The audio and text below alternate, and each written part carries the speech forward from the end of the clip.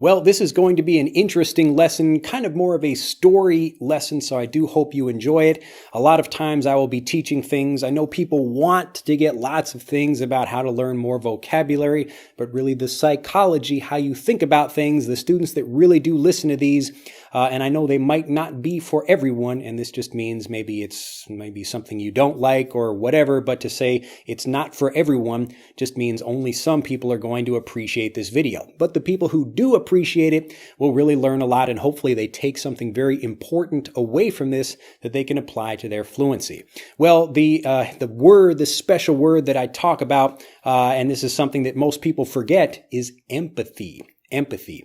And before I talk about the application for fluency, I just want to talk about maybe empathy in everyday life. Now, if you're just looking at this video right now, the reason you're watching this video is because you want to improve in some way. Maybe you have, some part of yourself that enjoys me as a person or whatever, but really you are here for you. And I understand that. So I appreciate your time. I'm glad that you're here enjoying this video. You could be doing anything else in the world, but you're here with me right now and trying to improve your English. So that's great. So the thing about, again, this video or whatever other product or anything else you might purchase, you're there, or you're trying to get that thing for you. So to understand that, if I understand that situation, if I understand that I am here for you, then I'm going to create more lessons that are appealing to you or trying to help you in a certain way. So they're not here for me. This is not about how to make me a better fluent speaker of whatever or help me do anything. This is about how to help you. And when you think about this, because most people, pretty much everyone, myself included, we're trying to figure out some way to improve our lives, but we're, usually just thinking about ourselves. We're thinking about how did something happen to me, or what am I going to do tomorrow? What will I cook for dinner? But these are all things that are focused on ourselves. Now, this is a kind of normal thing, and we understand why people do it, because if you don't kind of focus on yourself, then maybe you won't be able to survive. So there are good reasons why we have developed this way. But if you want to help other people, or if you want to learn different things, you have to reverse this way of thinking. And it's a difficult thing to do because it's so natural to focus on yourself all the time. But the more you can focus on other people, and this means even something as basic as just trying to listen more in conversations. So instead of trying to judge what's happening or try to say whether someone is giving a good argument or a bad argument, you really just listen to the other person. So, as an example, like earlier this week, I had two separate people on the same day. Each of them bought just some product from our website, and both of them were quite quick to mail us and say, "Hey, there was a problem with our order," and both of them were kind of angry about that. So this is just here's kind of a quick story about empathy in that way. But two people had purchased something, and then they're saying what did you do wrong about that? So without thinking about what they might have done wrong, they're immediately thinking about what the other person did. So in that case, what did we do wrong? Why did we not deliver the thing we said we were going to deliver? Now, this happens in everyday life. Typically, when people experience a problem in some way, they want to look for a reason why someone else did something, as opposed to thinking maybe I messed up. And this is a thing that really you need to develop if you want to be successful, whether it's for business or language learning. And again, I'll talk a little bit more about the language learning aspect of this, but I just want to make it clear with this quick story. So both of these people were kind of angry at us, hey, why didn't you send me the thing that, you said you were going to send? And then, we're looking at the accounts of these people, and the first one, we had sent something to the email address that actually was overfilled with email. So it wasn't able to receive any emails anyway. So when we're sending something, it wasn't able to be received. So we were finally able to get that thing to that person. But it wasn't because we did anything wrong, but just because, the email box was full. The other example was a person that, they were complaining, but they hadn't given us the correct email address. So they had misspelled the email address and then said, what did we do wrong about that? Now, I understand, just as a person doing business, I'm going to encounter, all kinds of people. Lots of people are very respectful and very kind and honest. And even if, maybe they get a delay in something, whether the problem was created by us, because because, problems do happen and that's okay.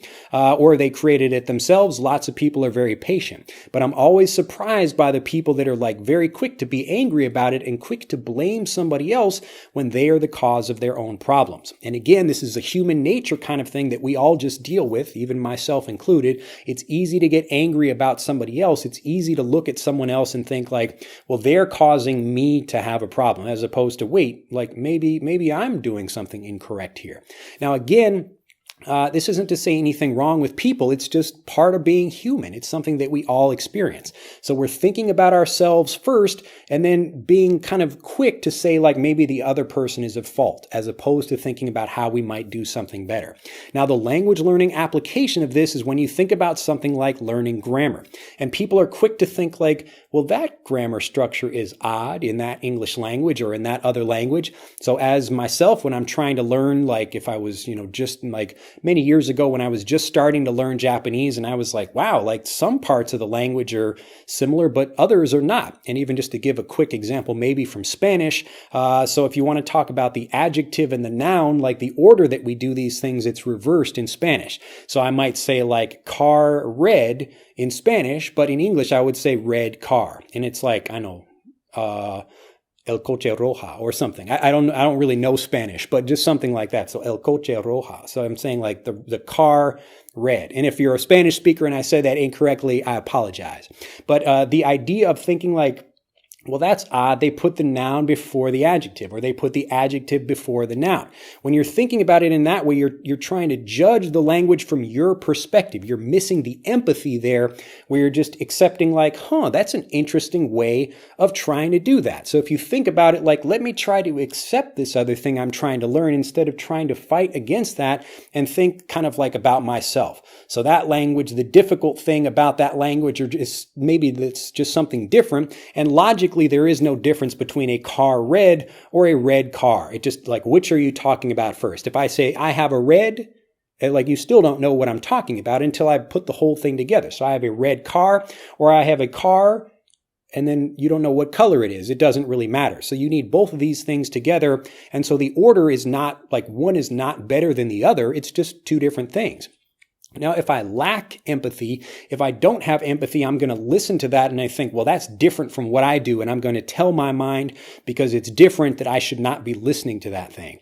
But if I really listen carefully to that, if I think like, wait a minute, like that's an interesting way of trying to speak. That's an interesting way of organizing words in a sentence. And maybe I can think about it that way. That helps me develop the understanding of a Spanish speaker. And that's what you're going for. You kind of develop the mental understanding of something, and that's what leads you to developing the capacity to use the language.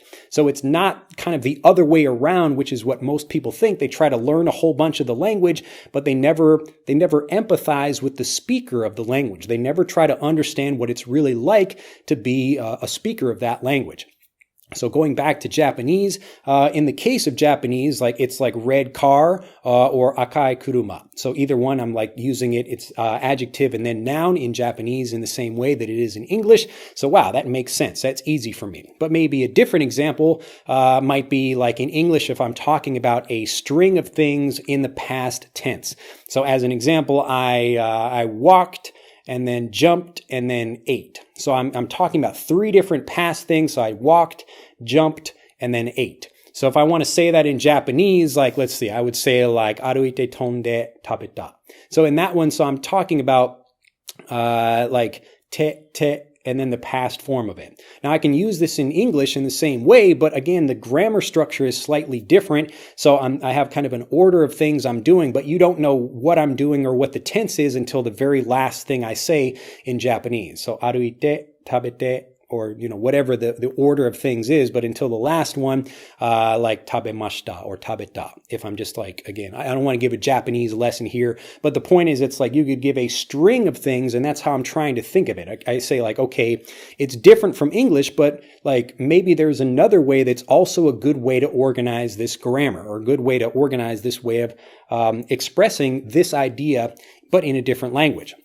So I don't think about how it's different from English. I think, oh, like I'm going to empathize with a Japanese speaker and try to understand how they're thinking about the language. Now, if I'm thinking about it in this way, then I think, oh, like this idea of like what I call chaining verbs. So like this, and this, and all of them are like the te form of that in Japanese, and then only the final one is maybe giving the particular tense. So if it's in the past, the present, or the future, or whatever, then I think, oh, that's actually like an interesting way to organize that. So it's not like one is incorrect and one is, correct. It's just these are different ways of organizing ways of speaking in English or ways of just speaking languages in general. So the more empathy you have, I tend to find, and I've like been doing this for over 10 years, and I tend to find, and this is again like this is a great English expression, to tend to find something. So you notice things over time. So I tend to find, or I find that people that have higher levels of empathy in life in general become fluent speakers of another language faster.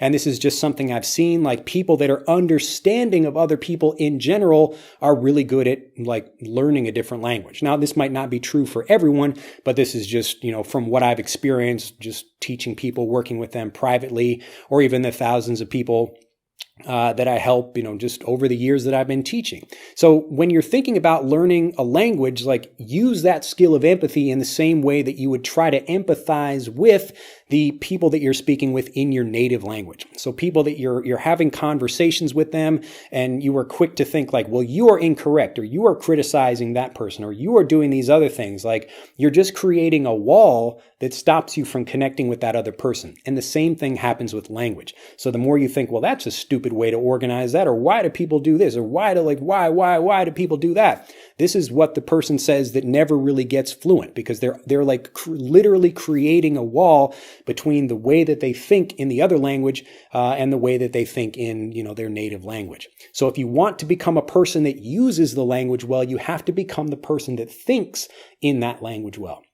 And these are why, this is why I talk about things like psychology so much in these videos, because yes, all of the grammar points and the vocabulary and pronunciation, all that stuff is a lot of fun. But if you don't have the way of thinking that helps you do all these things automatically, if you don't understand how to develop the habits that actually make you a fluent speaker, then none of it matters.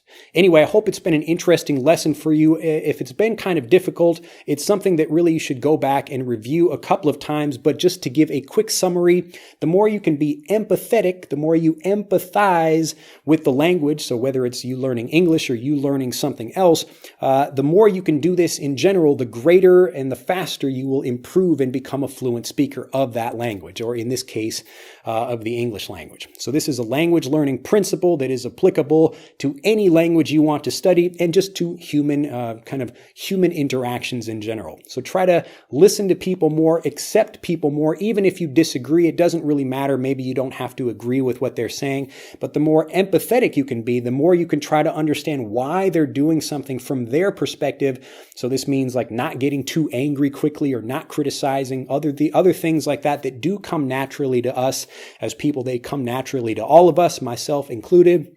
So that's why we all have to think about them and really be conscious of these things as they're happening. But if you can apply this important principle of empathy, it will help you get fluent much, much faster. Well, I hope it hasn't been too long of a lesson for you, but these are, again, the kinds of things that are important to me, because they have been so helpful for me personally, becoming fluent in another language, as well as helping all of my personal students. But if you have enjoyed this lesson, do click that like button. If you have not enjoyed this lesson and you want to dislike this, well, you kind of haven't learned anything from the lesson. But hopefully, if you do and you have some kind of important criticism from me, I'm always happy to hear from your perspective how I can help you better. So if you disliked this video and you actually clicked the dislike button, take a moment and tell me why. Maybe it was too long, or whatever that thing happens to be. But I recommend, I've actually never disliked a video the whole time I've been teaching on YouTube. I've watched lots and lots of videos and have never ever disliked a video. It's kind of weird, actually. I guess some people maybe do dislike a video, but I think it's, Mike, for me, more of like that empathy kind of thing. People take time to create videos, and whether or not I disagree with that thing, like, it's something that people are creating. So I don't bother to dislike anything.